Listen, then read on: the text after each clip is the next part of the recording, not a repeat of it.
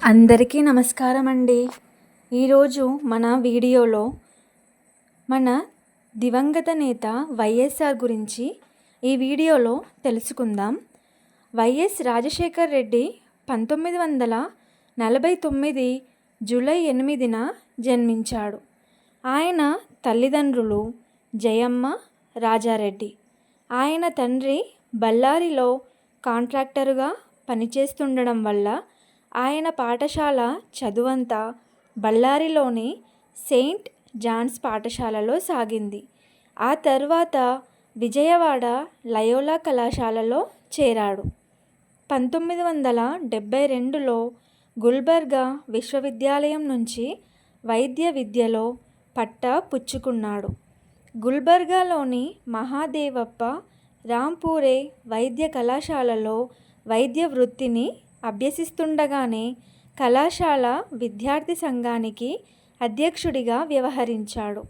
శ్రీ వెంకటేశ్వర వైద్య కళాశాల తిరుపతి నుంచి హౌస్ సర్జన్ పట్టా పొందాడు.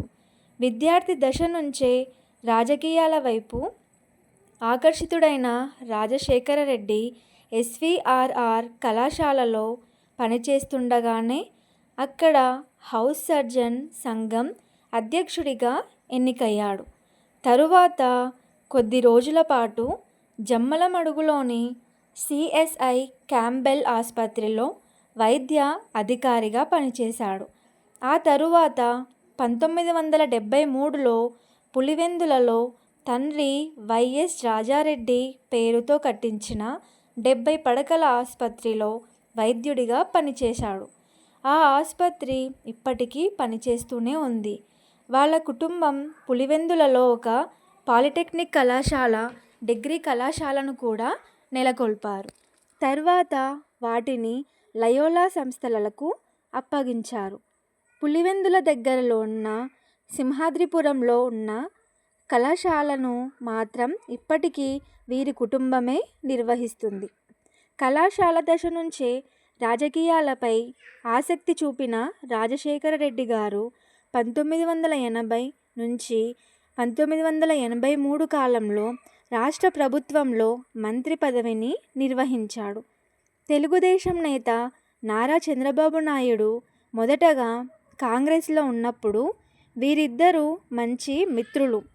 1985 నుంచి 1998 వరకు పార్టీలో వైఎస్ నిత్య అసమ్మతివాదిగా పేరుపడ్డారు. కాంగ్రెస్ ముఖ్యమంత్రులందరితో ఆయన పోరాటం చేయాల్సి వచ్చింది. 1989 నుంచి 1994 మధ్యకాలంలో ముఖ్యమంత్రి కావాలని ప్రయత్నించినా సాధ్యపడలేదు. వైఎస్ రాజశేఖర్ రెడ్డి పిసిసి అధ్యక్షుడిగా ఎలా ఉన్నారో చూద్దాం. ఆంధ్రప్రదేశ్ కాంగ్రెస్ కమిటీ అధ్యక్షుడిగా వైఎస్ రాజశేఖర రెడ్డి 2 సార్లు పనిచేశాడు. తొలిసారి 1983 నుంచి 1985 వరకు, రెండో పర్యాయం 1998 నుంచి 2000 వరకు ఆ పదవిలో ఉన్నాడు. రాజశేఖర్ రెడ్డి గారి జీవితంలో అత్యంత విశేషమైన సందర్భం పాదయాత్ర గురించి తెలుసుకుందాం. 2003 వేసవి కాలంలో ప్రతిపక్ష నేతగా ఉన్న సమయంలో పాదయాత్ర చేపట్టి 1467 కిలోమీటర్లు పర్యటించాడు. పాదయాత్ర వలన వ్యక్తిగతంగా వైఎస్కు మంచి జనాదరణ లభించడమే కాకుండా ఆ తదుపరి ఎన్నికలలో కాంగ్రెస్ పార్టీ అధికారంలోకి రావడానికి దోహదపడింది. పాదయాత్ర చేసిన తరువాత ముఖ్యమంత్రిగా ఎలా పోటీ చేశారో తెలుసుకుందాం. 2004 మేలో జరిగిన 12వ శాసనసభ ఎన్నికలలో కాంగ్రెస్ పార్టీ అధిక స్థానాలు సాధించడంతో అదివరకే పార్టీలో పేరు సంపాదించిన వైఎస్ రాజశేఖర రెడ్డి ముఖ్యమంత్రి పీఠాన్ని అధిష్ఠించాడు. వైఎస్ఆర్ నిర్వహించిన ముఖ్యమైన పథకాలు.